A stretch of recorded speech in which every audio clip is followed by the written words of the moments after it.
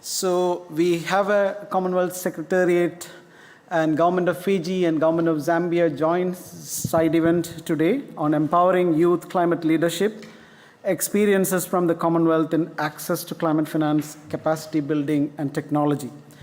As you know, young people are key stakeholders in climate crisis and need to be fully engaged as decision makers in the process and in actions taking the climate journey forward. With this, I would like to say that this is the year of youth in the Commonwealth, and we are celebrating it, and we had great responses so far in COP28 in terms of actions, implementable actions. So it's my great privilege to introduce the panel. We have esteemed speakers from different spheres of the youth engagement. So without further ado, I would like to start the proceedings. I would like to invite His Excellency Naipote Katoni Tabua, the Ambassador of Fiji to the United Arab Emirates, to kindly take the stage and give your high-level statements, please.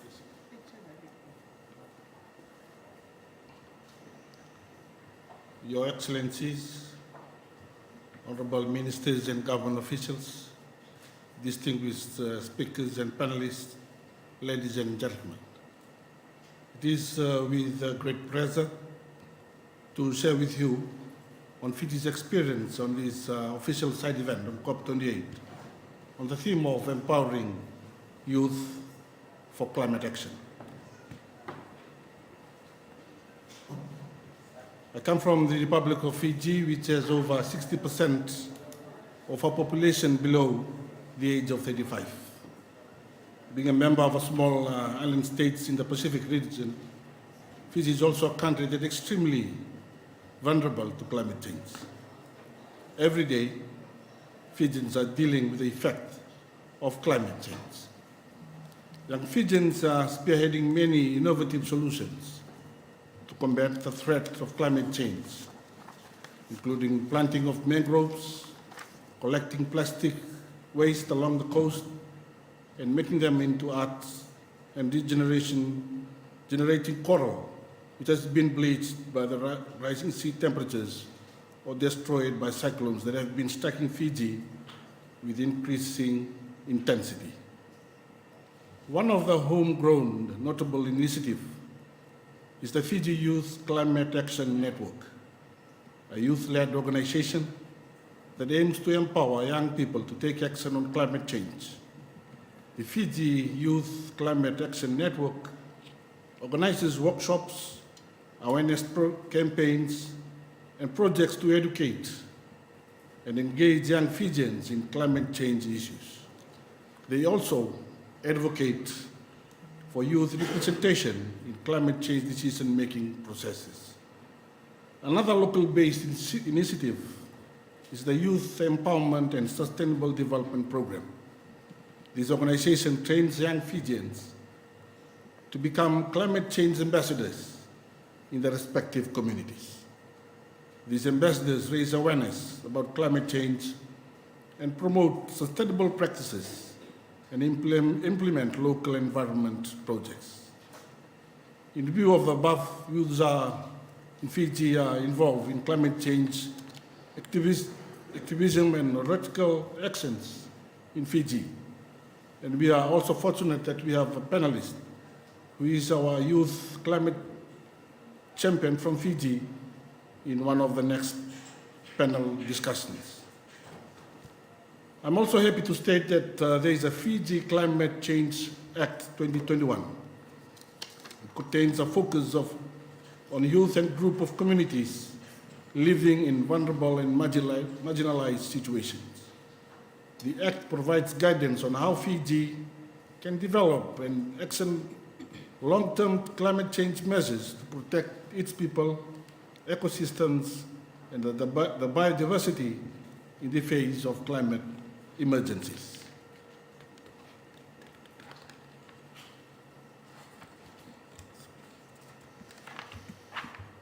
In the spirit of COP28, I wish to join other small island states for more commitment from multilateral and bilateral development partners in empowering youth in harnessing climate change action projects. I take this opportunity to thank the Commonwealth for organizing this side event with the Zambia government, and also for supporting Fiji in terms of technical assistance in various areas, including the feasibility studies, the technical studies, and deploying a full-time climate finance advisor within our climate change division. The Commonwealth offers many opportunities for sharing of learnings and knowledge amongst its countries. There is much we can learn about youth action in climate change from our fellow Commonwealth countries. To conclude, the world is facing unprecedented impacts of climate change, and the first ever report card on our climate progress, the global stocktake, showed exactly how far behind we are in our climate ambitions. We need dramatic actions to benefit our climate, and we need them now. Youth inclusion at all levels in climate action, including at political level and grassroots, is necessary to ensure sustainability of our efforts. Young people are not only victims of climate change, they are also valuable contributors to climate action. They are positive agents of change in this climate crisis. The youth voices are demanding swifter climate action, and let us not fail them. Thank you.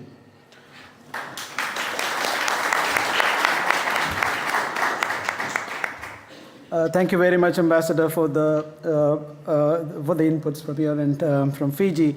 So now I'll invite another champion country, Honorable Colin Zowo, Minister for Green Economy and Environment from the Republic of Zambia, to give his high-level statement, please. The floor is yours, sir.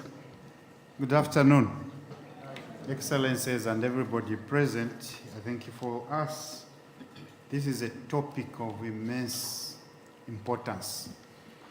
The future belongs to the children, and we should do everything possible to ensure that we leave a livable climate earth for them. So according to United Nations reports, there are 3.5 billion people under 30 living on the planet. That makes half of the world population, and of that number, 1.8 billion people are adolescents or early adults, ranging from the age of 15 to 24. The latest reports from IPCC indicate that we are not on track, obviously. And obviously what we are hearing from the GST is that this indeed is a sign. In all this, one thing to note and to emphasize is that the youth is and will be directly affected by all the changes that happen in the environment. The problem statement is that what are the negative effects we will be experiencing? Obviously, there will be energy insecurity, there will be water insecurity, there will be food insecurity. For us in Africa, these are matters of life and death. It's survival. How do we take care of the youth? Is to ensure that we offer solutions to these challenges. How to ensure that they have water, that they have alternative energy, off-grid solutions. How do we ensure that they are enlightened? For us in Zambia, we've offered free education to them. We've ensured that there are laws as well which protect them. And one of them is what we call the Child Code Act. That speaks to ensuring that the children themselves well-being are protected. They have a right to education. They have a right to sanitation. So these are the things we are practically doing. And obviously, for the girl child who is mostly affected, and some of whom were being married off in their early age, who made it a criminal offense to do that. So all of these things is to ensure that we protect the children. So as a Zambian African group, we believe that the youth can be the game changers in the fight against climate change. Thus, we are working together with the UN agencies such as UNICEF and UNDP, non-governmental organizations, including ActionAid and the World Wide Fund, WWF, to promote active youth participation in the fight against climate change. We are also increasing support to the youth to take leadership, which demonstrates our unwavering support for the Commonwealth Year of the Youth. We realize that we need to pass the baton of leadership to the youth, and in this regard, we are building the capacity of our youth on matters of climate change. For instance, in March 2023 in Livingstone, Zambia, under the auspices of the African Group of Negotiators, with support from the UNDP, we trained 46 African youth negotiators from across the continent on climate change. This, we believe, is how we are going to ensure the continent's effective intergenerational participation in climate change matters. For us, the views we are championing as AGA, some of them are directly coming from the children. And the children, some of whom we trained back in Africa, are here actively participating in these deliberations. Distinguished ladies and gentlemen, so what message do I have for you, my friends, the youths? I wish to urge you to use your energy, your presence in all parts of the world, your connections and your innovation to drive the change that is needed to save the planet which belongs to you. In addition, I encourage you to assert yourselves, speak up, and spread the climate message across the world. You should also endeavor to be part of the local, national, and international groups and movements that are working to bring the change that we seek to attain the Paris Agreement temperature goal. Bring action to the climate change discourse. Let me demonstrate the power of the youth by giving a real story, a short one for that matter. This story is about the advisory opinion of states' obligations concerning climate change. 27 youth students from the University of South Pacific built a campaign to seek an advisory opinion from the International Court of Justice on climate change law and human rights. In 2019, they persuaded the leaders of the Pacific Island Forum to take the issues related to climate change and human rights to International Court of Justice. Recognizing the global nature of the campaign and after gaining support from civil society, in 2020, the group of young people from Asia, Africa, Latin America, and Europe organized themselves as the world's youth for climate to amplify the need for this advisory opinion from the International Court of Justice. The youth advocated to ask the question, what are the legal obligations of the state to protect the rights of the present and future generations from the adverse effects of climate change? To cut the story short, on 29th March 2023, the UN General Assembly adopted a resolution to request the International Court of Justice to deliver an advisory opinion on the state's obligations concerning climate change. From the 27 youth, we now have a request presented to International Court of Justice for an advisory opinion on the state's obligations concerning climate change. That is exactly how you, as the youth, can influence the discourse and action of climate change. Speaking from the Zambian government and the African group, we will endeavor to involve you, to nurture you, and harness your potential to ensure that you contribute effectively against climate change. Allow me to end with a quote from the advocate of women and girls, Dr. Denise Dunning, who said, and I quote, "If we let them, young people will be the world's most powerful solution." As Zambia and the African group, we are letting them, and we know that young people will be a powerful solution to the fight against climate change. To the youths, it's your time. Take charge. I thank you for your kind attention. Thank you very much, Honorable Minister, for giving the examples of systemic changes that Zambia is leading in this front for youth engagement. Thank you very much for your input. Now we'll go to a more interesting session, which is the launch of the report prepared between the Youth Constituency of the UNFCCC, YOUNGO, and Commonwealth Secretariat, deliberating on availability of climate finance for youth. And we also have a spotlighting event of the CSET, the Commonwealth Sustainable Energy Transition Agenda Children and Youth Challenge winners. For this, I'll request Dr. Ruth Kattumuri, Senior Director, Economic Youth and Sustainable Development Directorate of the Secretariat, to take the stage, please. Over to you, Dr. Ruth. Thank you, Unni. Minister Enzovu and Excellency, Republic of Fiji Ambassador to the UAE. Thank you both so much for being with us in this very busy time. And I think the ministers rushed here from something else that he was doing. So we appreciate that you're able to join us today. Excellencies, colleagues, young and not so young friends. Good afternoon. Let me start with the most important, and we've already heard this is the Year of the Youth, and we are delighted to be partnering with Zambia and Fiji in this. This is our most important side event. We've had 40 events at our Commonwealth Pavilion, but this is our most important side event in the UNFCCC space. So we thank all of you who've been able to join us here. Let me start with the most important priority for our global stocktake at COP28. We heard ministers say we are not on track. Yes, but we also know that we have science and technology showing us that it is possible to achieve the 1.5 degree target. The COP presidency and UNFCCC co-chairs are stressing the message, we must, we must, we must.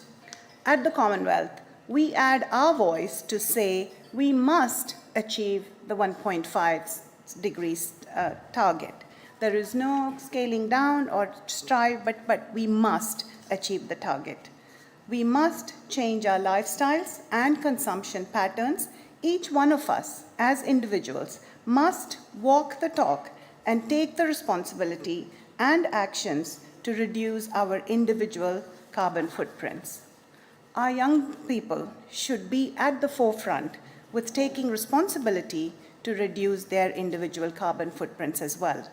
Our young people, as we've heard, are already leading in many ways, whether it is children telling their parents in India not to burst fireworks in their homes, or children committed in schools not against single-use plastic, children making choices about their food habits, children advocating it at COP28 to reduce fossil fuel use at COP28. We must support our children. We must achieve the 1.5 degrees target. In order to achieve that, access to adequate finance has to be unlocked, and we must provide the finance for our young people who are driving innovation through technology, and that's the most crucial thing, and that's what the message we want to project here. Young people comprise 60% of our Commonwealth family. Young entrepreneurs are hungry to drive innovation, and we must empower and support them with access to climate finance. We're trying to juggle a few things here. The Secretary General was supposed to have been here, but this clashes with her high-level statement today, but she will be joining us later. So as you can see in the program, we're trying to multitask in this, and as Unni mentioned, one thing is the launch of the report, and the second thing is the spotlight on the awards. So on the report, just brief comments on the report. The Sharm el-Sheikh Implementation Plan recognized the youth engagement as the most important component for responding to climate change, not just at the grassroots level, but across all levels and all areas of engagement, from policy development to project implementation. This call for inclusion of young people and their experience and expertise is one that the Commonwealth strongly supports and advocates. Climate finance and its availability for young people has been part of several debates in the international arena, and yet there is no clear outlook for what this looks like in the current financial landscape. We know that much of the climate finance allocated to youth is provided by international organizations or United Nations agencies with very little participation by the private sector to scale up climate finance for youth. But that's also because we, together with public sector and private sector and other missionaries, have to work together to set up and chalk out the mechanisms that are required to enable public and private participation and collaboration in unlocking the finance that exists over there, but which is not being adequately utilized. Additionally, finance is allocated for youth, largely placed toward mitigation actions and very little focus on adaptation as well as loss and damage. Young people are key stakeholders in climate change adaptation and mitigation, And they are not the future leaders, but they are the current leaders, as we can see at how actively they're involved. And they are sitting at the table, and they have to be at the center and front of the decision making. Many of them have set up organizations, projects, and campaigns in climate action, while others are actively involved in national and international climate negotiations. Through Commonwealth initiatives and networks like the Commonwealth Climate Finance Access Hub and the Commonwealth Sustainable Energy Transition Youth Action Group and our Commonwealth Youth Networks, we have been able to support projects and initiatives supporting young people across all our networks. This is why we are extremely pleased with our partnership between YOUNGO, with the Commonwealth Secretariat, the YOUNGO, the UNFCCC's official children and youth constituency. We are delighted that today we are launching our joint report on title Availability of Climate Finance for Youth. This is when I hold it up? Okay, so that's the report. And this report maps out the availability of climate finance for youth-led actions, and to investigate this, a sample of 100 climate finance initiatives related to youth were reviewed through publicly available reports, through website content and newsletters. So it is done as a secondary, based on secondary data that's available and the information that's available. So this report is now available online publicly for those who wish to download it. Okay.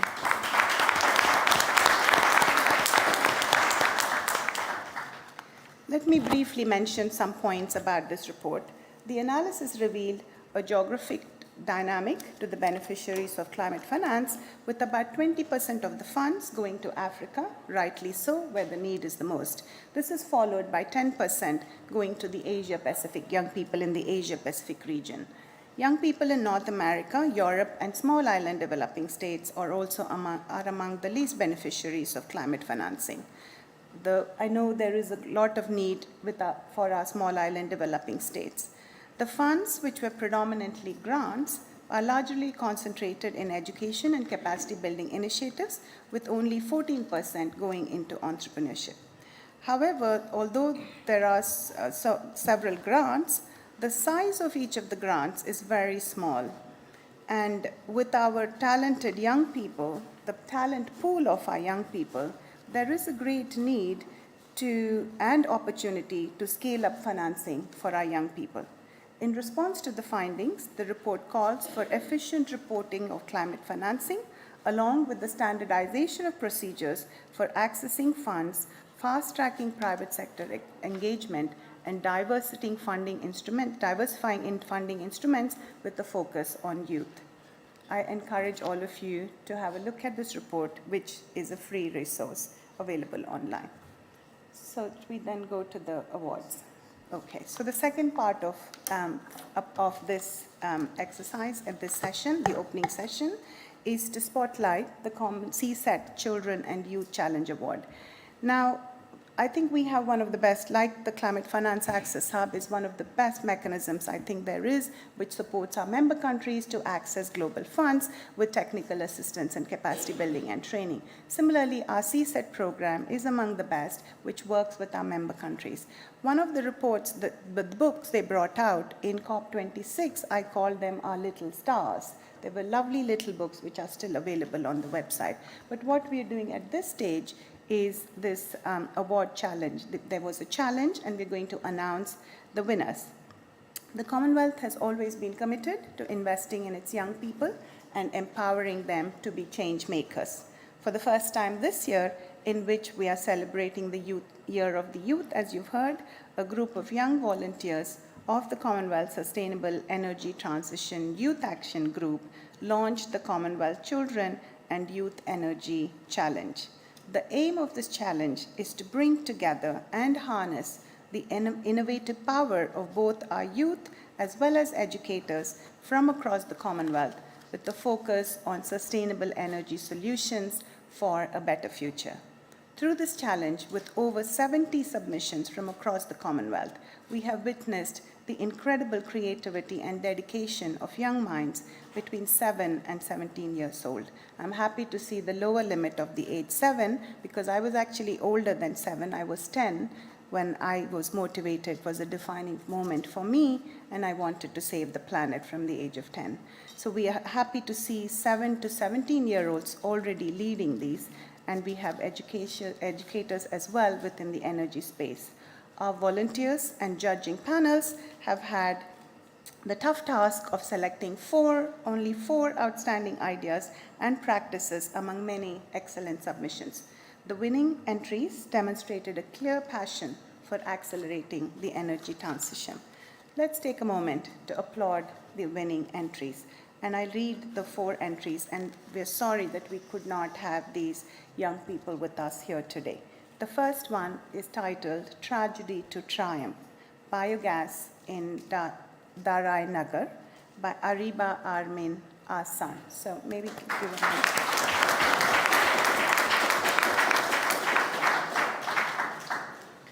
The second one is titled Mud-Coated Walls and Sandy Dunes by Sarah Shahbaz Khan.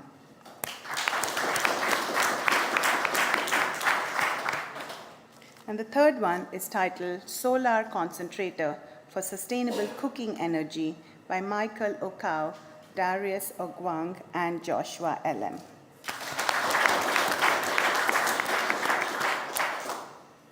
The third one is called Eco Power Adventure, Empowering Communities Through Interactive Learning by Michael Changi Kabagir. I hope I got that right.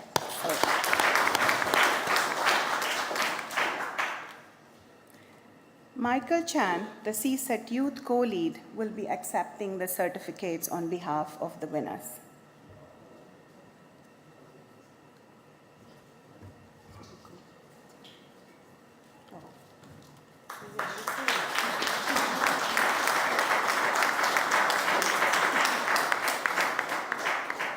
Sorry, the name is Michaela.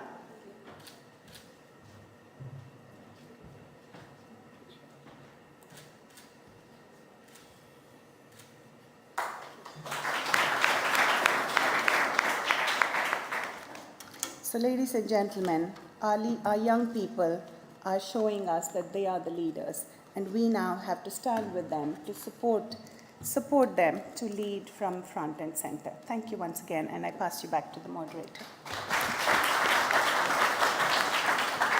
Thank you very much, Dr. Ruth, for these announcements and the release of the report. So with this, we conclude the opening sessions. I would like to immensely thank Honorable Minister from Zambia and the Honorable Ambassador from Fiji for giving us a food for thought moving forward as Commonwealth Secretariat. So it's great to note the innovative solutions that Fiji and Zambia are taking forward in this front. So with this, we close, and I'll request the esteemed panelists and speakers to please take the front seat, please. Now, I would like to introduce the panel moderator for the next technical session, Dr. Nicholas Hartman-Montfort, Advisor and Head Oceans Governance and Natural Resource Management at the Commonwealth Secretariat. Nick, the floor is yours.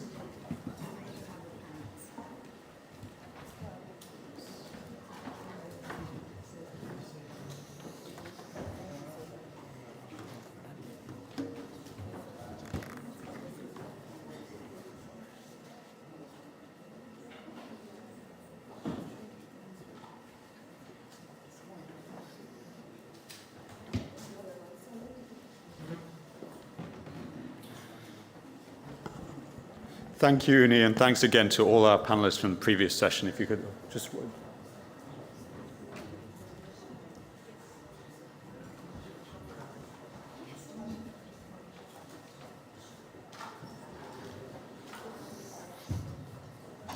So today is Nature Day at COP. And when we're in nature, we breathe and we get energy. So before we start this session, I just want to encourage you all to close your eyes, think about being in your favorite forest around the Commonwealth. Lift up your eyes to the trees and breathe in, hold it, and breathe out. And then keep your eyes closed and think about wandering down to the beach and our ocean. And we breathe when we're near the ocean, don't we? And the salty air comes in. So breathe in and out. And now we have energy. So I want you to turn to the person on your left and say, I have energy. And now I want you to turn to the person on your right and say, you have energy.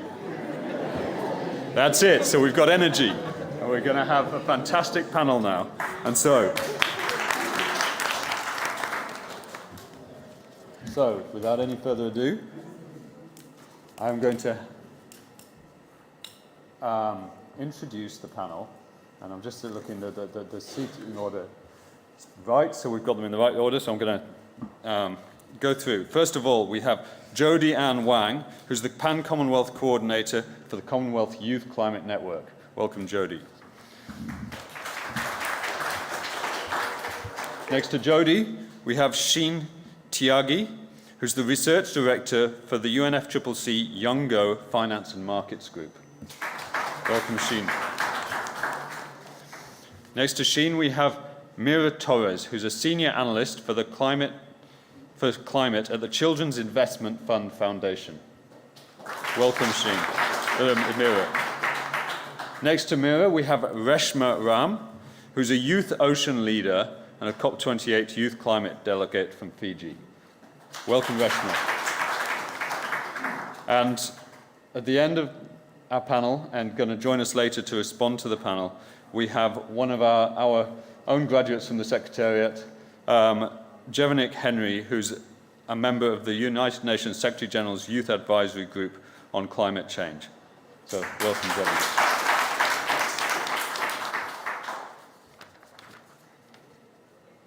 So, Jodie Ann, may I start with you, please? In your role in the Commonwealth Youth Climate Network, what are you seeing as some of the existing barriers young people come across as they try to access climate finance, and how are they overcoming these barriers? Thanks, Nick, and thank you so much for having me here today as well. Finance and access to finance is a big issue that we discuss within the Commonwealth Youth Climate Change Network, but also across all 13 Commonwealth Youth Networks. Why? Because we see the existing constraints within the financial system that aligns with the objectives of intergenerational equity. I wanted to frame this around a model that I think is really good, which is formed out of the Commonwealth Secretariat's partnership with the Cambridge Center for Resilience and Sustainable Development, where we think about the deal breakers, the bottlenecks, and the blind spots when we think about the changes that are needed. Some of the deal breakers currently we see, amongst discussing with youth, one is the short budget cycle and kind of short decision-making cycle that does not allow for the patience that is needed for long-term investment, as well as the patience that is needed to engage with youth, consult with youth, and then implement and put capital allocation towards youth-led initiatives. We're also seeking a deal breaker with the presence of brain drain and talent flight out of Commonwealth countries, especially, given that many of the Commonwealth states are also some of the most vulnerable communities to climate change. So a productive investment in young people, in upskilling green skills and decent work, and enhancing the opportunities that are available to them to bring them back into the home country is another issue that we see that if we don't implement, we won't have a youth community to invest in anymore. Now, some of the bottlenecks. Over the course of the past 2 weeks when I have been engaging on discussions with access of finance for youth, I think we're stuck on this term of capacity building. Just to say that it's 100% necessary, it is very important to make sure that youth understand the financial landscape and the various actors at play that have the available funding for them. But that said, capacity building, while necessary, won't finance the actual actions that are needed. If there is no funding for implementation, the capacity that is built could risk being a waste of time. Right, so I think we need to move beyond capacity building and think about actual capital allocation towards youth-led initiatives and youth projects. Access to information is another issue, not least in the current English-dominant resources that are available to youth, but also in the sense that we need to bridge the digital divide and address the infrastructure divide that are currently there that that makes it so youth that are on the front lines in conflict-affected areas, for example, currently do not have the same level of access to the information of available funds. And let's be honest, the funding landscape and the required reporting and grant application process is extremely complex, and the structures are not entirely always uniform. So making sure that there's enough guidance at play, and I'm sure Children's Investment Fund can talk to more about that as well, to make sure that youth actually have the right access to information on an equitable playing field is also really important. And lastly, what I want to say is, since last year at COP27, there's a huge discussion led from small states on the Bridgetown agenda and the need to reform the global financial system and structurally transform it so we can better serve people who are structurally vulnerable in our society today, like young people, like women, like indigenous people, like people with disabilities.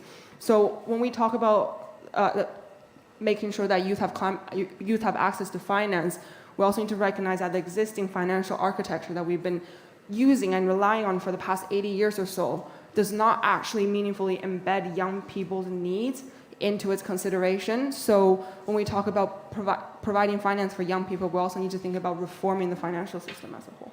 I'll stop there. Thank you. So just to follow up on that, Jodie-Ann, I mean, you talked about that reform of the financial system, but what does a truly intergenerational and equitable architecture look like to you then?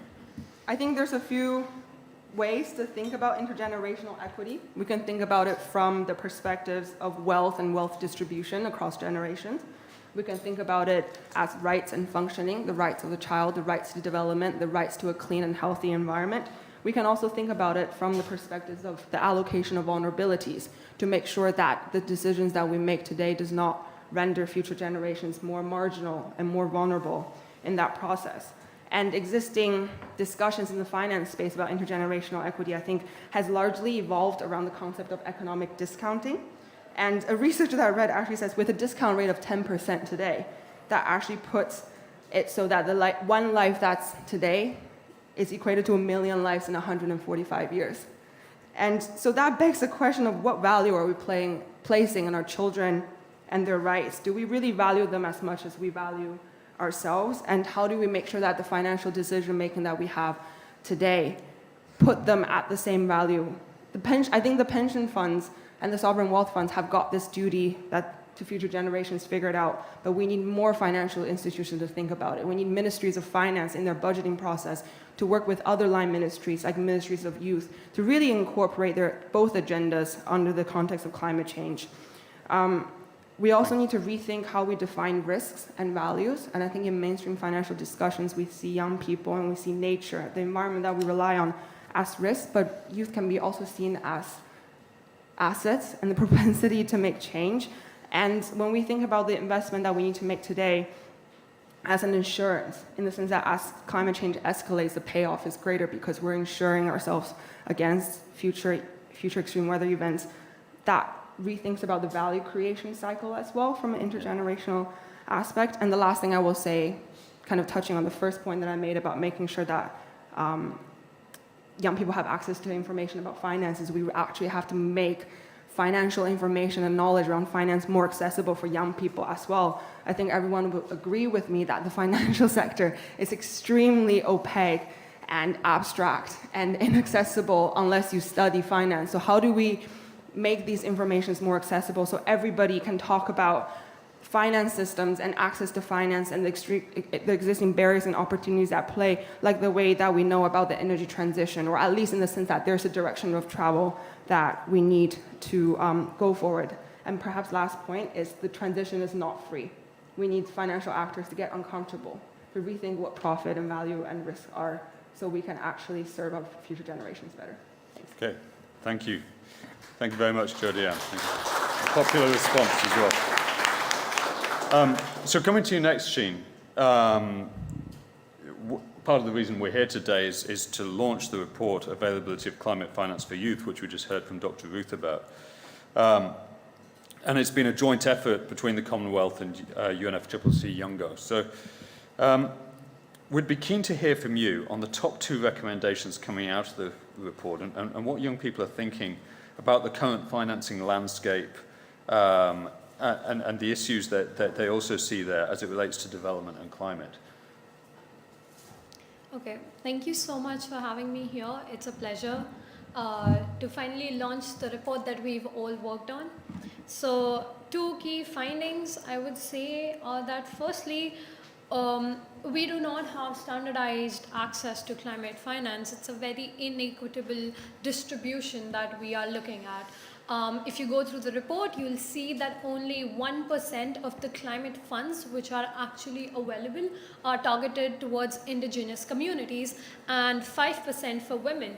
So it's a very minuscule fund contribution towards groups which are largely affected by climate change. And so one of the major findings is that we need to standardize the access to climate finance, and we can only do that if the information is centralized on climate funds.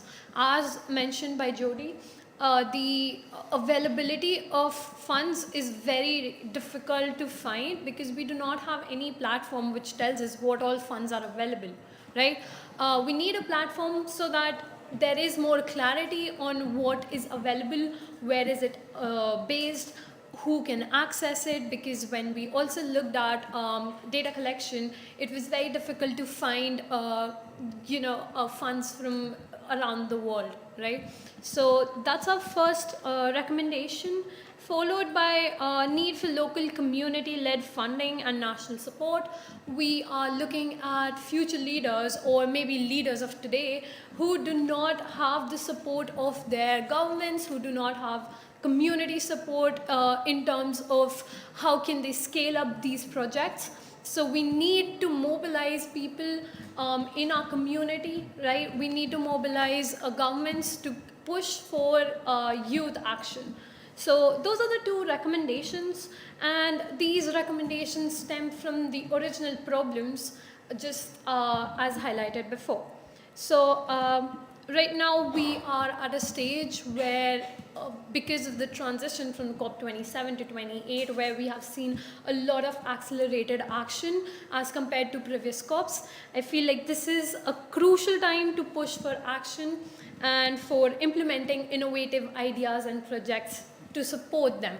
And so we definitely, everybody is worried about how it's going to turn out.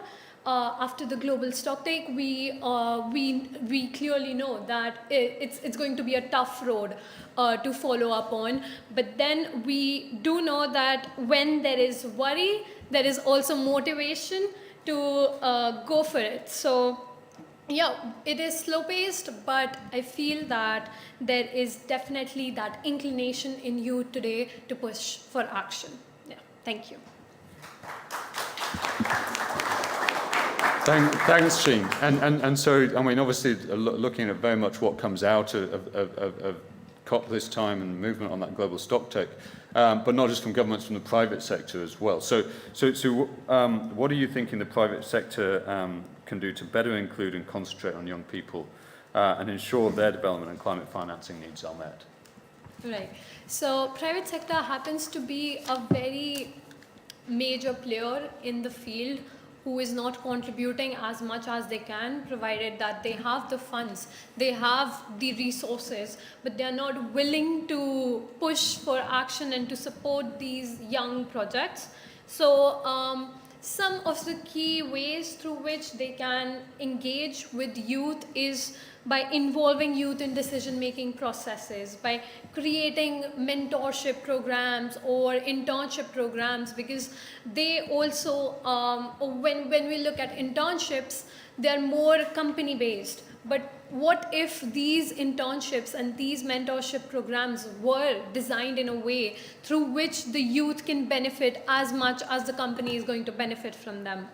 Moreover, we have also seen that establishing partnerships or having collaborations in terms of projects is also a wonderful way through which action can be pushed for, and promoting a diverse and inclusive workforce happens to be one of the key ways, because we have different communities who are affected in different ways. So having that equitable workforce guidelines is also very important. And lastly, I would also say that sustainable practices are not really followed through in private sector organizations. We definitely see the reports, but where is the accountability? So I believe that incorporating sustainable practices and having an accountability system is also pretty important, so that youth can kind of work with them, while also ensuring that the private companies and the private sector is doing what they promise to do. Yeah, thank you so much. Thank you very much, Jean. So Mira, turning to you now, and when we talk about investing in young people, that is exactly what you do. In fact, CIF is known by many in the development space for being the world's largest philanthropy focused on improving children's lives. So we'd love to hear your perspective on some of the trends you're seeing related to youth financing. Where's the money going to? What areas is it investing in? And how do we answer that call for more investment into children and young people? Yeah, absolutely. And first of all, philanthropy has not been particularly good at financing youth-led climate movements, especially.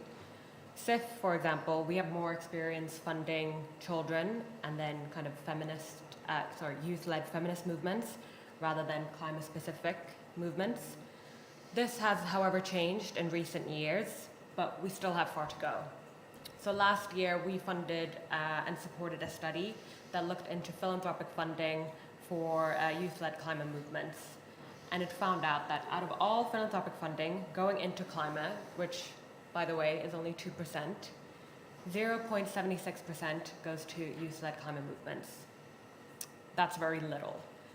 And this funding, in terms of where it is concentrated, is more prominent in certain countries, especially in the States. So despite receiving only 1% of all US climate philanthropic funding, the US youth climate justice groups receive more than 16 times more than the global average. And the funding for Global South youth movements receive less than 1%.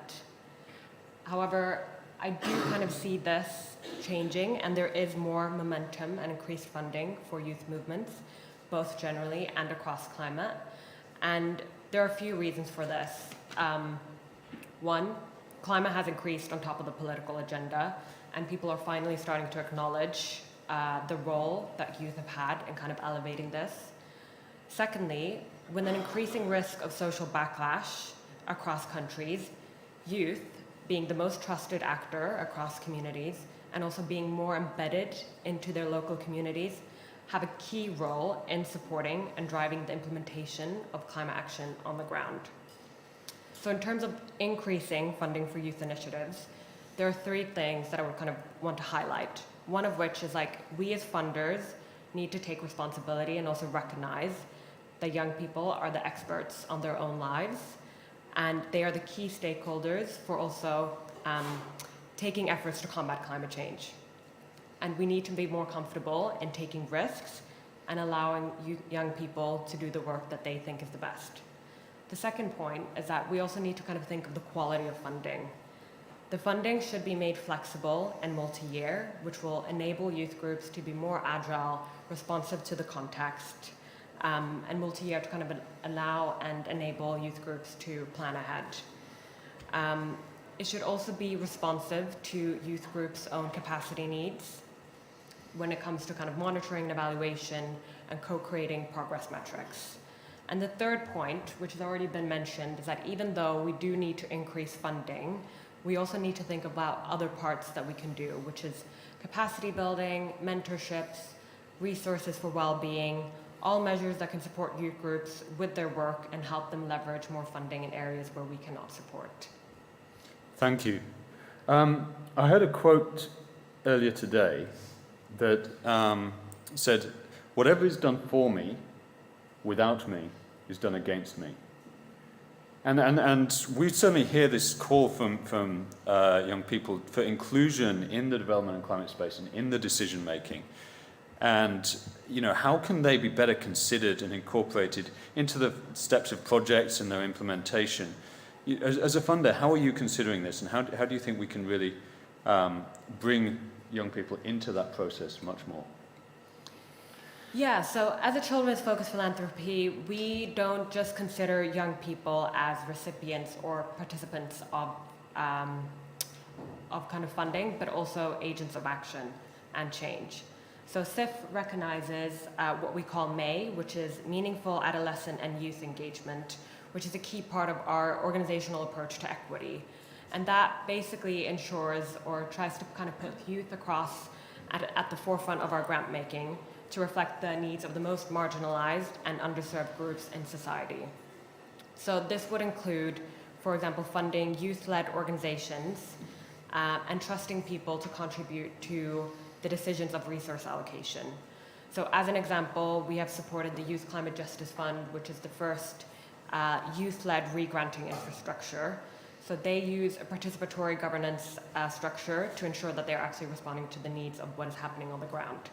We have also this year funded the Children and Youth Pavilion, which is in B790, so please do come and stop by.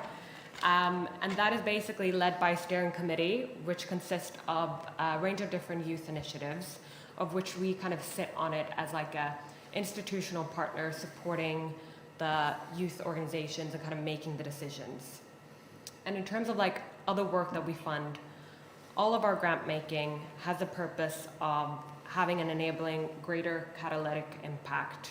So that entails like access and participation to ensure that the voices of youth are kind of seen and heard in decision making. Secondly, developing skills and resilience. So in other words, kind of capacity building to empower and support future climate leaders. And then wider supporting infrastructure, which I spoke to a bit previously, which is like the Youth Climate Justice Fund, C40 as well, who's doing work across youth, and kind of initiatives to support the wider infrastructure across youth. Thank you, Mira. Thank you.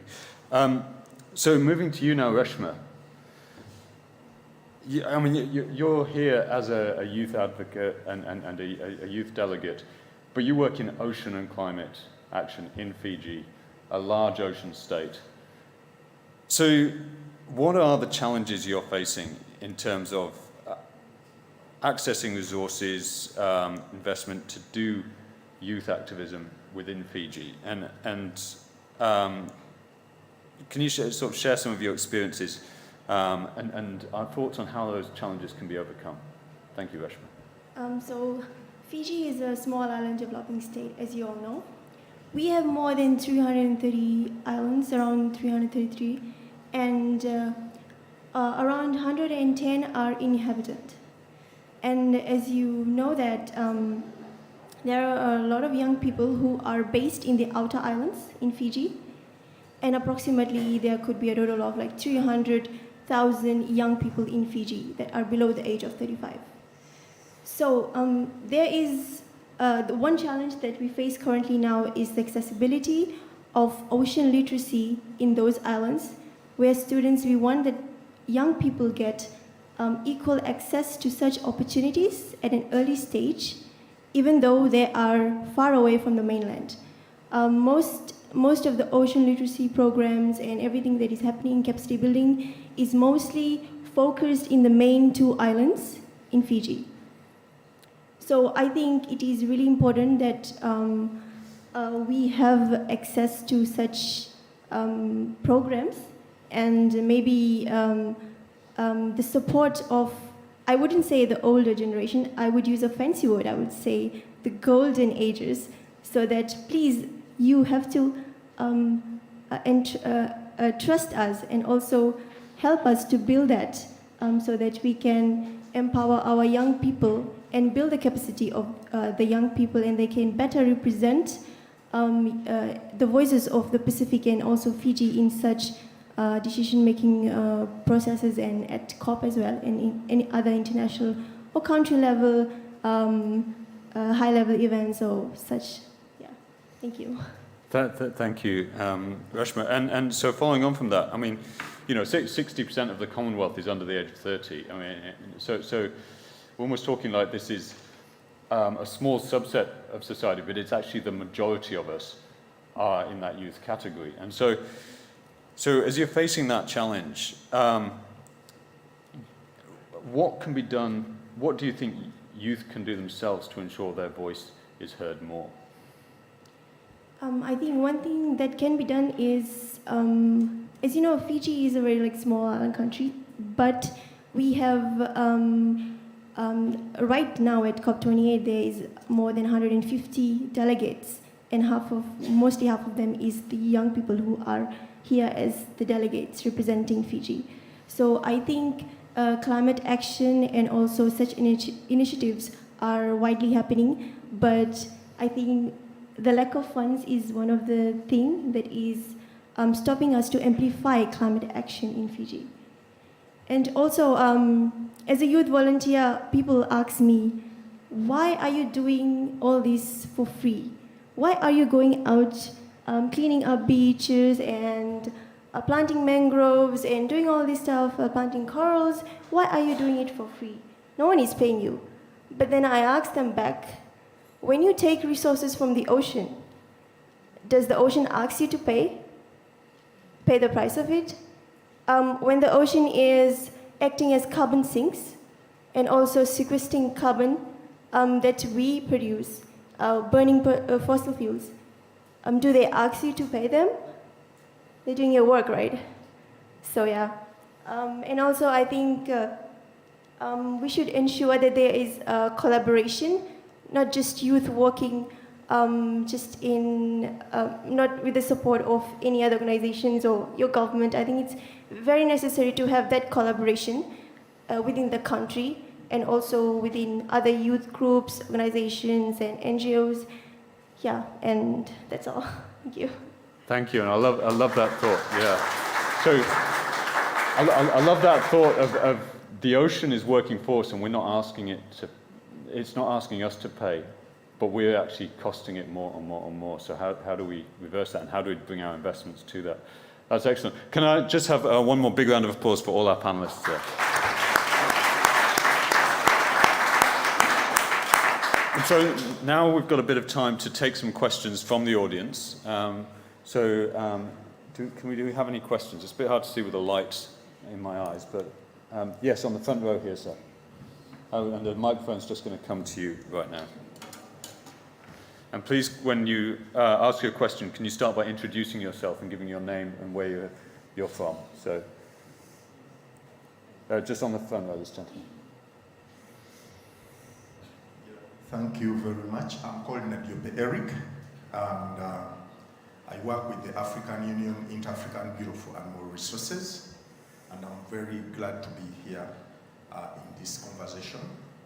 Now, the issue we would love to hear for the youth in this climate leadership is the clarified role legally, to legally empower the youth, such that as they are doing this work, as they are entering into this conversation, their roles are clarified.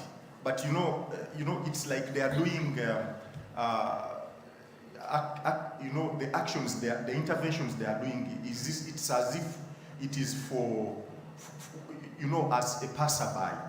We need, because we need to understand that the issue of climate change is real, and the youth we are already aware that the youth are key to addressing these negative impacts of climate change. Therefore, we have to empower them through legal means. I liked the question of the answer she gave of Fiji. The answer she gave to the people asking that, why are you doing it? But I think that question is for a person. We need also to address the issues of the polluters. What are the polluters? Because that it would be easy to ask that the people to do voluntary work. But there is this polluter who is doing the pollution, and we want the youth to come up to engage into the cleaning, environmental restoration, and of So, excuse me, could I ask you what your question is to the panel, please? So that's the question. The question I wanted to ask is, yeah. Are there the legal framework? Is there a legal framework which which enables the youth to engage into this climate action? I think this is the question I wanted to great, ask. thank you. Thank you. Jodie-Ann, you want to take that one first? I think the openings, first of all, that's a really, really valid question, so thank you so much for asking it. I think the opening speakers talked about the ongoing proceedings at the International Court of Justice. I think that's a very clear example, and one that was youth-initiated and state-supported. So that has unprecedented kind of power to redefine states' responsibility and to uphold intergenerational justice.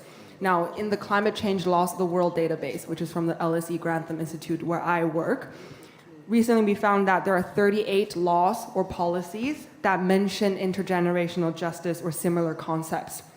And that tool, the Climate Change Laws of the World database, maps all the regulations, legal frameworks, and policies, including submitted NDCs by states. And so only 38 currently mention the words intergenerational justice or similar concepts, and we're hoping that that can see more. And if I may add, most of them are coming from small island developing states or the presence of customary laws. So we really need to see other legal frameworks really starting to adapt this concept more. Yeah, thanks, Jodie-Ann. Any other questions do we have from the audience? Surely you've got some questions for this amazing panel. Yes? Oh, no? Is it? Yes, back there. Okay, good afternoon. And just before we start, I'm going to probably take 2 or 3 questions now and get the panel to address all of them at once. So, and I don't know how much longer we're going to have after that. So if you've got any more questions, does anybody else want to ask a question? Yeah, Angelos, after you. So go ahead, sir. Good afternoon, everyone. First of all, thanks for your inspiring speeches. And I'm Lev from China. I've worked with the State Key Laboratory of Lunar and Planetary Sciences of Macau, China. And I'm currently working to use satellite technologies to help for the SDG, the Sustainable Development Goals. And 2 years ago, China launches the SDG satellite 1 and announced that all the data will be available for all the countries. So the question is, what do you think Chinese youth, Chinese young delegates, and what's the role of them, and do you think they can do more, contribute more to the sustainable development? Okay, thank you. So what can Chinese youth delegates do? And Angelos, over to you. Hi everyone, thank you for the interesting panel. My name is Angelo, I'm the lead for the Sustainable Energy Transition Youth Action Group that was mentioned earlier. Because there's so much going on at COP, there's all sorts of different work streams. My question to all of you would be, if there was one thing that you would like us to push for the next few days as negotiations conclude, what would it be? You know, if you had the platform, which we clearly all do being here, to ask for one thing from ministers, from governments, from whoever we run into in a corridor of COP, what would it be? Thanks. Thanks. And do we have one more question? Yes, gentleman on the front row. Thank you very much. This is a very interesting panel. Patrick Karani from African Union, Interbureau for Animal Resources. My question is specifically to Miro on grant making and funding. I think that's very key. And we are here looking for strategic partnership because the African Union Agenda 2063 particularly says that leaving no one behind. And we are more interested in not leaving the youth and women behind for integration, but this requires capacity, resource mobilization, among others. So from your funding, grant making, what would be the entry point for strategic partnership so that we don't leave the youth behind, particularly from the African continent? We represent about 55 African countries. Thank you. Thank you very much. Who would like to take those questions? I'm thinking, Reshma, do you want to take the one on how youth from non-Commonwealth countries can engage with Commonwealth youth in terms of youth action? And who would, maybe Sheen, do you want to talk about what we expect out of COP? And Mira, would you like to talk about partnerships? Yeah, fantastic. Thank you.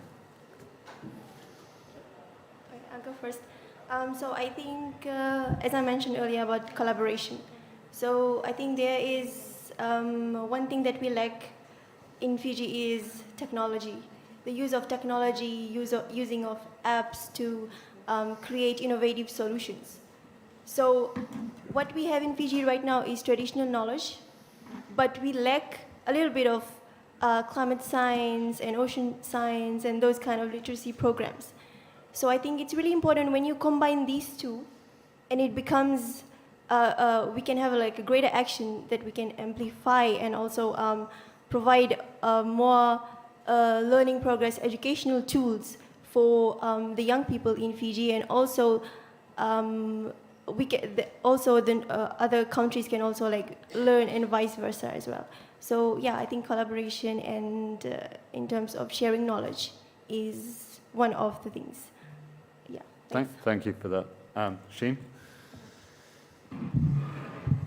So in terms of what to push for at COP, definitely we have some ongoing actions, for example, the Loss and Damage Fund and other actions, but it's pushing for those is definitely very important. But in terms of climate finance, right now, data availability is very difficult. We do not know where are the climate funds available, what are the criterias, what are the eligibility, and so pushing for platforms where youth can clearly, very easily access this data is very important. So pushing for local and national support is something that the youth should go forward with.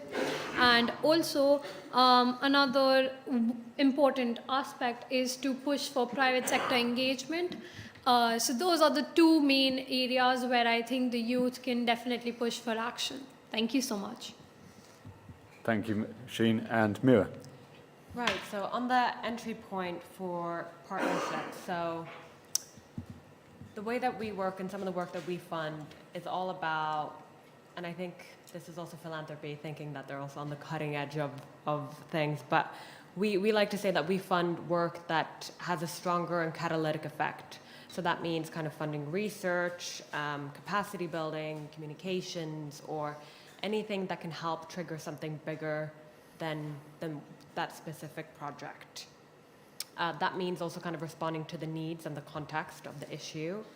It also means kind of also sitting in and kind of fitting in with our strategies and our kind of current strategic direction. And also, it is kind of in the word, but like also building partnerships. And I also like to kind of see it as like engaging with funders is also part of like relationship building as well, and kind of connecting, not just with one specific funder, but also the wider connectivity of the kind of climate movement. And so whenever kind of working or trying to approach, I guess, more anyone across philanthropy, I think it's good to, one, kind of make the theory of change and case clear, but then also just being open to kind of listen and sharing your story and also asking for advice, and kind of, yeah, asking for whether if it isn't necessarily the best fit at that time and moment, where else can, what other connections or support could be offered. Thank you, Mira. Does anybody else want to come in on any of those answers? Or I've got one last, oh yeah, Jodianne. I can quickly touch Yep. on the Chinese youth aspect, Yeah. as a Chinese-born person. We do, from kind of partnerships perspective, I think Chinese universities are extremely active, and I think there's a bigger role that educational institutions can play to facilitate knowledge exchange, because they bring the local realities and the context, and the best practices and shared experiences in educating a pipeline of young experts in that regard. So the Global Alliance of Universities on Climate is co-led by a Chinese university and a university in the Commonwealth in the UK as well. So I think that's a concrete example of some of the collaboration that's currently happening. Great, thank you for that, Jodianne. And so I've just got one last, so Ruth wants to ask one final question. Okay, so just, yeah, no. So can you just bring a microphone for Ruth, just to have Just 1 minute, please, Ruth. Thanks. As a former director of Asia Center at the London School of Economics, China gives a lot of scholarships to young people from Asia to study in the universities there. So that can be scaled up. We're connecting it to the financing, what's possible. Also, I'm not sure how much China has committed to the loss and damage fund as one of the second largest carbon emissions of a country. I think China can take more responsibility on the loss and damage fund as well. Thank you. So just one sentence each. What are you going to do differently on the back of this panel? It's the last question. So each of you, just give me one sentence on what you're going to go away from here and do now to improve engagement of youth in climate action and the resourcing for that. Thank you. Jodianne, do you want to kick off? Better matchmaking roundtables between young people with projects and a spectrum of financial institution actors. What we did yesterday with the Commonwealth Secretariat, we need to see more of that. Thank you.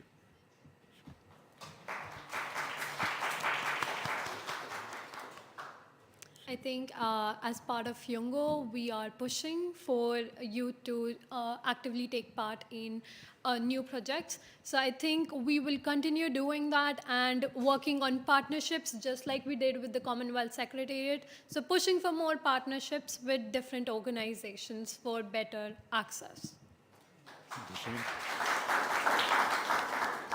Mira? So at CIF, we are hopefully growing and evolving our youth portfolio, and as part of that, I would want to also connect stronger with our regional offices and hearing more about how we can support some of the youth-led climate movements in those areas. And finally, Reshma. I would go back home and I would ensure to create a hub that includes this inclusivity of all youths in Fiji, not just in the main islands, but all around all the other islands and all around Fiji. Thank you, Reshma. Please put your hands together again for our fantastic panel and all the questions they've answered. So thank you. And it's now my pleasure to introduce Jevanik Henry, who is a member of the United Nations Secretary General's Youth Advisory Group on Climate Change, but also a fellow of AOSIS, the Alliance of Small Island States, at the Permanent Mission of St. Lucia to the UN in New York. So over to you, Jevanik. I believe you're going to give us a presentation. Yes, thanks, Dr. Nick. First of all, it's always good to be back in the Commonwealth space, and I promise to be on time as well, since Liverpool is playing in a while for any Liverpool fans. But definitely, I think the Commonwealth continues to sort of demonstrate that exemplary leadership in integrating youth in development. And when you speak about that, it's not just climate, we see oceans, energy, and that sort of multidisciplinary approach. I think I can dare say that the Commonwealth stands as tall as a trendsetter when it comes to youth development, and we've seen that within the Commonwealth Year of the Youth. But going in terms of course, we spoke a lot about accessing finance and the various barriers around that. So I won't get in terms of on the negative aspect. In fact, oftentimes when we speak with the UN Secretary Generals, he tells us to bring forward solutions. He wants sort of a solution-oriented era and not dwell too much on the challenges. So in true spirit of the solution-oriented era, I'm going to sort of delve into some sort of examples of how we've been able to overcome that and how that can be replicated in other areas. Definitely, I think what's key, it's good to see that the report on the availability of finance for youth launched today, because that is a key element in being able to know what is available, where the gap stands. In fact, I always use the sort of ART model, the ART, and say that, one, we need to be able to assess what is even our climate finance landscapes are. We need to be able to reach out as youth networks to be able to connect and build a partnership we spoke about, and T, in terms of being able to get that technical support, which of course that's where partners like the Commonwealth and so on come into play to support the youth organizations in that regard. So, of course, looking at it, I just wanted to highlight one of the examples from the Caribbean region, particularly my island, St. Lucia, where we've been able to not only work as young people in accessing finance, but now we've sort of broadening our space that I think now we're at a stage where the finance is coming to us and we have to sort of limit in what we can. And I'll go on to explain how that has got into the stage. Just in brief, of course, one of the key organizations which I sort of work with is the Caribbean Youth Environment Network. And as you can see within our programming, it goes beyond climate. We talk about biodiversity, water resource management and so on. So this is sort of our general focus. And going a bit in terms of on the national chapter, I'm just going to go through this briefly, of course, in terms of our involvement in policy, because as was mentioned earlier on, it is key that as young people, we're also involved within the policy-making space. That is a key entry point. I always say that young people should not be seen as a sprinkle topping in development, but they must be part of the core development agenda. And so, of course, we've sort of been able to do that space. This just gives a quick snapshot of our project portfolio in recent years. And of course, $300,000 might seem quite small. And this is, as you can see, this list is a bit short. There are quite a bit more, but I wanted to fit it on one slide. But $300,000 from a small island as a youth-led organization, an island of less than 200,000 people, 238 square miles. In being able to achieve that, it can be quite impactful in lives and livelihoods. And that is, and you can see the sort of broad range of children, into agriculture, and that sort of broad range of focus. But this is why I sort of want to get into deeply in terms of how we've been able to overcome this. And the sort of key fundamental elements for youth organizations to be able to access the finance needed. A fundamental thing is that we need a solid internal governance structure. Of course, many of our projects would have been accessing from the Global Environment Facility, the GEF funds, and one of the fundamental criteria you need to be able to show how do you have this sort of internal governance framework, a solid framework which can, of course, boost the chances of the project being successful. And I will go into this a little later on as to how we've been able to develop the structure both nationally and also on a regional scale.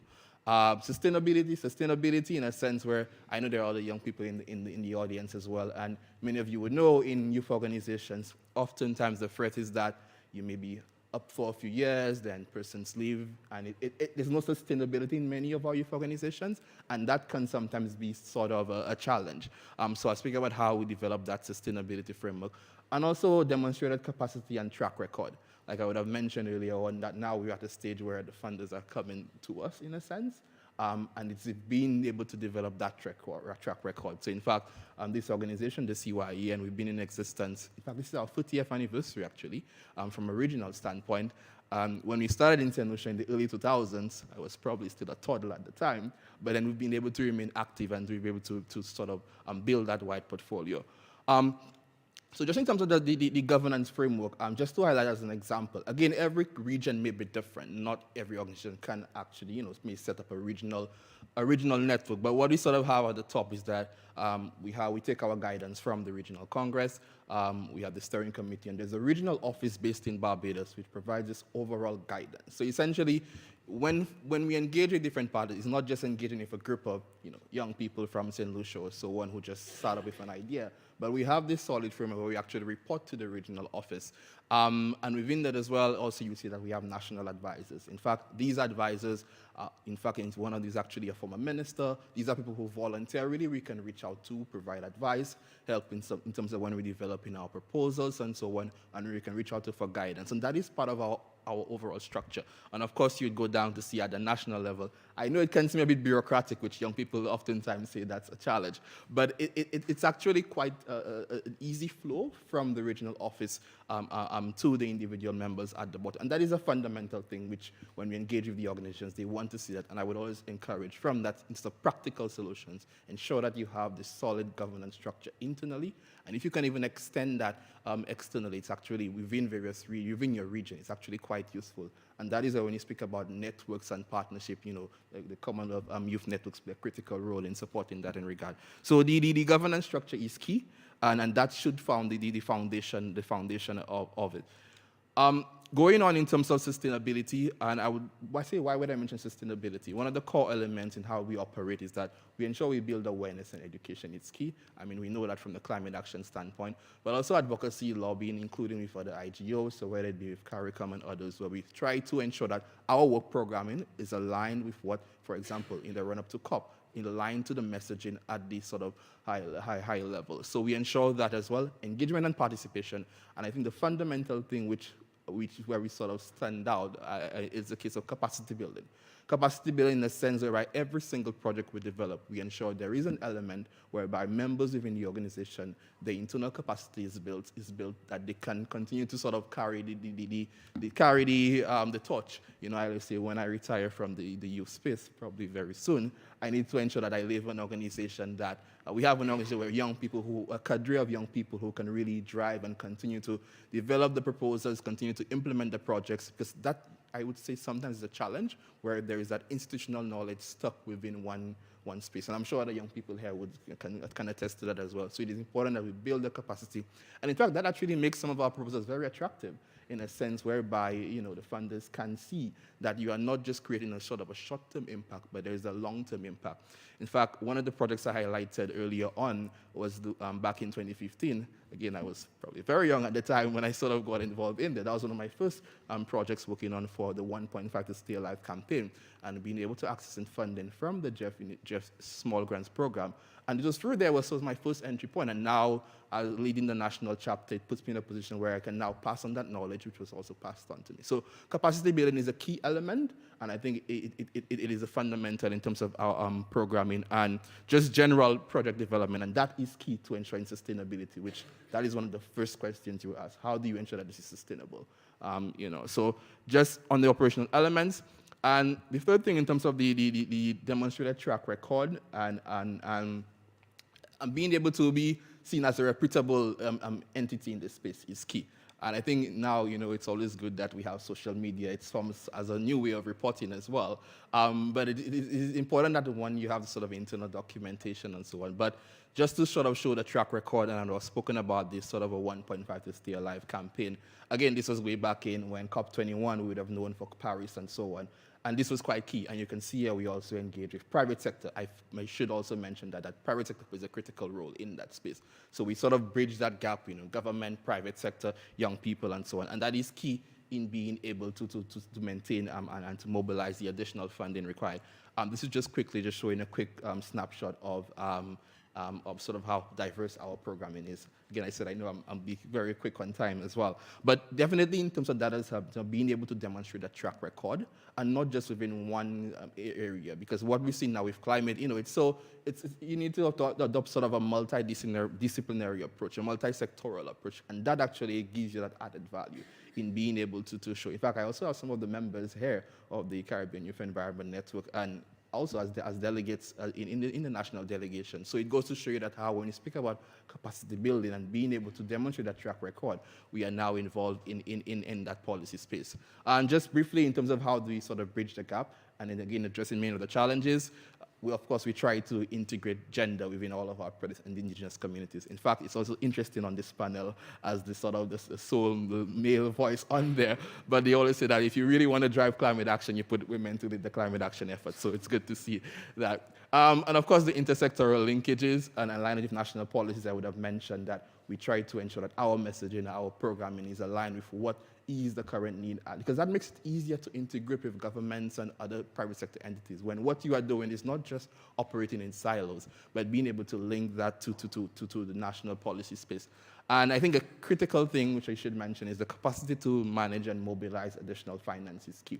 Oftentimes, we need to sort of look at what is the co-financing element, who can we also bring on board. In many of our projects, it is not just from one sole funding space. We have to sort of go out there, and it goes back to the element I would have mentioned earlier on, where A, to assess, R, to reach, and T, for technical support. We have to sort of go out and reach out in terms of being able to mobilize the additional finance. And I think one just final thing I want to mention is it's always good to see, in fact, only during COP here, where now someone brought up the idea to me that perhaps this organization and others as well, you can play that sort of an intermediary role or sort of an implementing entity role. And what this would entail, essentially, there are so many youth organizations within our various countries and so on, but there are a few which perhaps have had that demonstrated track record, as mentioned, and so on, and they can serve as sort of a channel to sort of bridge that gap and help build capacity within other groups. So again, yeah, I'll stop here, but I think what again I just want to say I want to commend in terms of the Commonwealth continuing to demonstrate that leadership And I think we're in a space right now where, yes, we know the financing gap, like is clear in the report, but we have the capacity now, I think, through young people, the collective power of young people, to really and truly bridge that gap with practical solutions that can really and truly set us up to the solution-oriented era I would have mentioned earlier on. Thanks. Thank you very much, Jevanik. And a big round of applause again for all our panelists.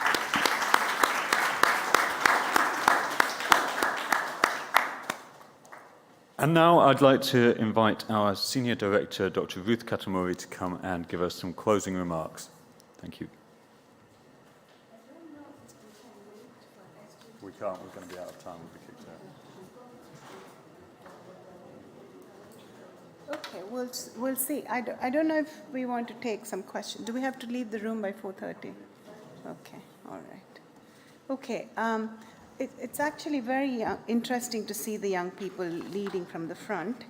And also we've seen demonstration of research analysis and advocacy that these people are doing, and our own Giovanni. It's wonderful to see him change from problem-oriented to solution-oriented approaches. So he makes us proud with what he's continuing to do post being with us as a young professional. Now, it's Reshma's example of practical action, I think, is extremely exemplary in what she's doing in the country. And that is what we need to see more of. When I was in the region, I think for me, I found one of my pictures, which I've got on my phone, I obviously can't show it to you, is a little girl. She's playing by the sea, and there's a plastic bottle right at the top of, just above her head. And that, for me, is an example of how can we get those children who are out there playing on a weekend, can we get them into it? So it shouldn't be just the young people, and these are the conversations I've had with the ministries, saying get the young people to be the solution, bring children into it, along with their plays, get them to do things as well. And for me, I think the thing about oceans, for me, Avatar, the way of water, is a very important demonstration, and the beauty of how children are, they're so innocent and they will jump into doing anything, and you guys are demonstrating that, the courage you have, and the way you can find solutions, and that's extremely important. This is why when they say, oh, you can go swimming with dolphins, you can talk to dolphins, through that, how can we get more and more young people and children into being the solutions or working with the adults, and adults need to do that. And I want us as Commonwealth Finance Access Hub and all the other work that we do, we've been talking about engaging more of our young people as interns into our Climate Finance Access Hub, working with us and with the governments to actually work on also finding access, getting access to climate funds. So all I will do now is thank all of you, all of the young panelists. Yes, okay, so I will hang on till SG is coming. So maybe, I don't know if anybody wants to ask any questions to any of us, including Nick. Here's your chance. Great, she's here, excellent. Okay, so we're going to get the Secretary General to give us the closing remarks. Thank you very much, Ruth. And now it's a round of applause to welcome our Secretary General, Right Honourable Patricia Scotland KC, fresh from giving her remarks in the high-level summit.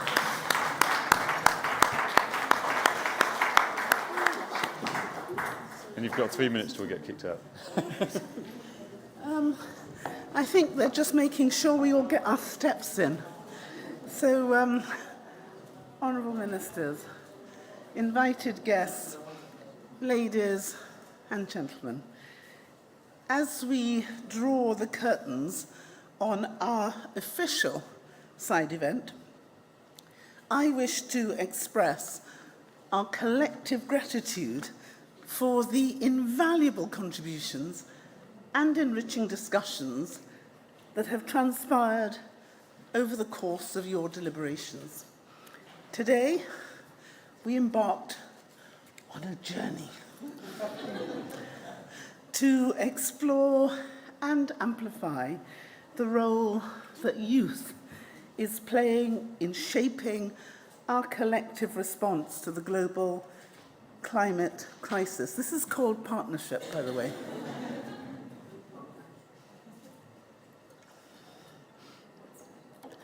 Availability for climate finance for youth has been a cornerstone of our discussions over the years. As you heard, this report sheds light on the landscape of climate finance for youth. And the recommendations of this report and our ongoing work with the UNFCCC, YOUNGO, and the Commonwealth Youth Networks continue to guide our response going forward. And I would say continue to inspire us, to give us energy, to provide the spice that we need to maintain hope and to keep it alive. We explored the nexus of opportunity for youth empowerment in climate action specifically, the avenues to enhance access to capacity building, finance, and technology. These elements are the bedrock of effective, sustainable, and youth-led initiatives. That power and energy is essential if we are going to craft the solutions that we need, if we're going to make the difference that we must make. And I would like to add my voice to celebrate the outstanding achievement of our Commonwealth Sustainable Energy Transition Children and Youth Challenge winners. I think they need to be congratulated.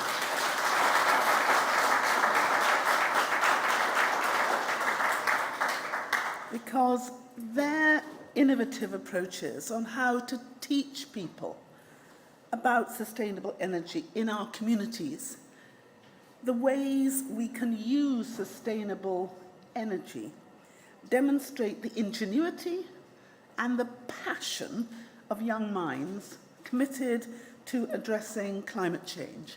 Many of you have heard me say in the past that human genius got us into this mess, and human genius is going to get us out. And what we've seen in the last weeks is more than a glimpse of that human genius.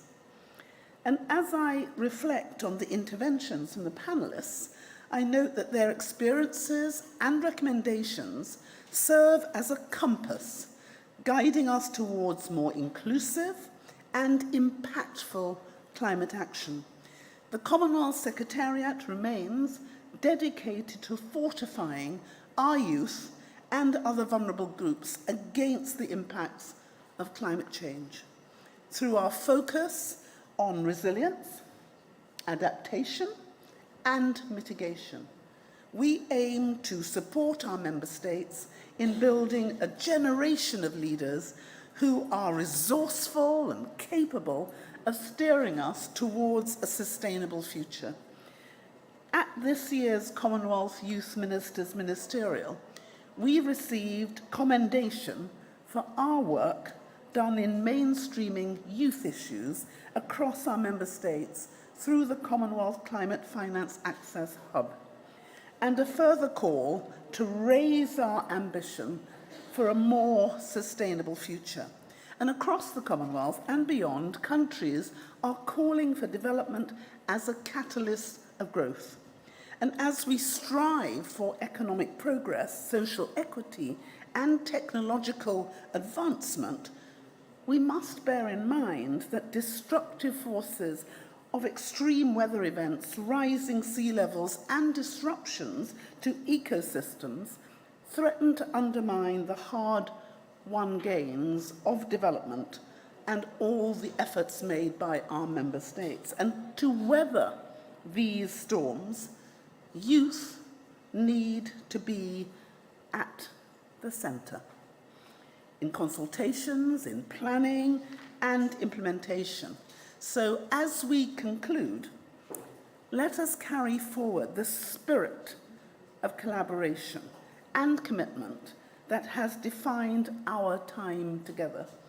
The challenges we face are immense, but so too are the reservoirs of creativity and determination within our youth, and I have to say, within those of us who are being young for the 97th time. I extend my deepest appreciation to our esteemed leaders, our panelists, and our participants for sharing your expertise, your experiences, and your aspirations. So let this event be a source of collective action and unwavering commitment to empower youth climate leadership across the Commonwealth and beyond. So I want to thank you, and may our shared endeavours bear fruit in the ongoing pursuit of a more sustainable and just world. So thank you, everyone.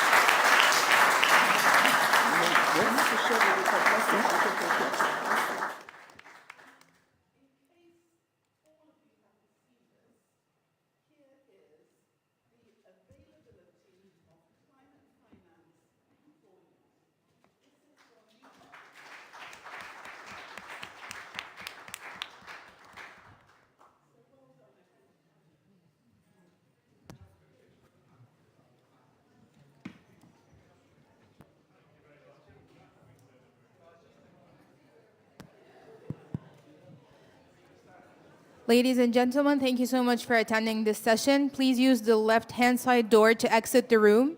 Please make sure to use the left-hand side door